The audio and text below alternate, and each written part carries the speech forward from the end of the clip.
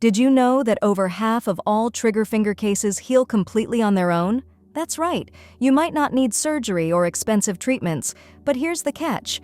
If you don't handle it correctly, trigger finger can lead to permanent damage. Hi everyone. Today I'm going to tell you exactly what you need to know about letting your trigger finger heal naturally and when you should see a doctor instead. We've spent hundreds of hours researching trigger finger because we believe everyone deserves clear, straightforward answers about their health. The research is actually quite encouraging. Medical studies show that 52% of cases resolve without any treatment, but timing and understanding your symptoms really matters. In today's video, I'll show you exactly how trigger finger can heal on its own, the simple signs that tell you if natural healing is working when you absolutely need to see a doctor, and 3 things you can do right now to help the healing process. So let's dive right in. Please remember, this is for educational purposes only. This is not professional advice. Part 1. Understanding natural healing. First, let's understand what's actually happening in your finger. Think of it like a rope, your tendon, trying to slide through a tunnel, the tendon sheath.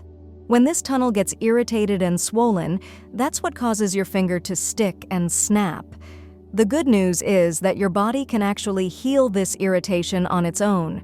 It's just like a sprained ankle. Given the right care and time, the swelling goes down and things get back to normal. Studies show this usually takes about 8 months, though some people see improvement in just a few weeks. But here's something interesting. If you have trigger thumb, you're in luck. Research shows that 72% of trigger thumbs heal on their own. That's even better than a regular trigger finger. Part 2. Signs of natural healing. So how do you know if your trigger finger is healing on its own? Here are the positive signs to look for. The clicking sensation becomes less frequent. Morning stiffness starts to decrease. You can bend your finger more easily. The pain at the base of your finger lessens. The locking happens less often. Think of it like a rusty hinge gradually getting smoother. It doesn't happen overnight, but you'll notice small improvements week by week. Part 3. Warning signs. Now let's talk about when you shouldn't wait for natural healing. See your doctor if your finger becomes completely locked in a bent position. You can't bend your finger at all. The pain is getting worse instead of better. You have diabetes. This can make healing more complicated. You're having trouble with daily activities like holding a cup or buttoning clothes. Remember, waiting too long can lead to permanent stiffness. It's better to get checked early than to risk long-term problems. Part 4. Supporting natural healing. While you're waiting for natural healing, here are 3 things you can do to help. Rest your hand when possible. This doesn't mean don't use it at all, just avoid activities that make it worse, like heavy gripping or repetitive movements. Try gentle stretching in warm water. This can help keep your finger flexible while it heals. Consider wearing compression gloves at night. Many of our viewers have found that bamboo compression gloves help with comfort and mobility while sleeping. They're particularly helpful for that morning stiffness we talked about earlier.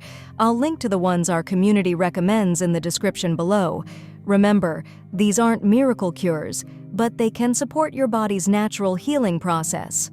So there you have it. Trigger finger absolutely can heal on its own, and now you know exactly what to look for.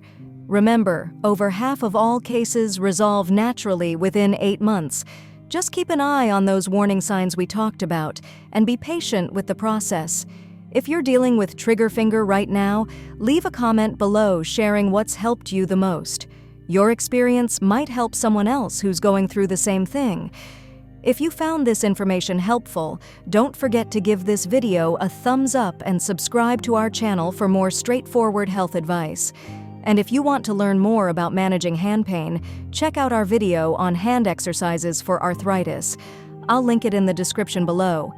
Thanks for watching, and here's to getting back to doing the things you love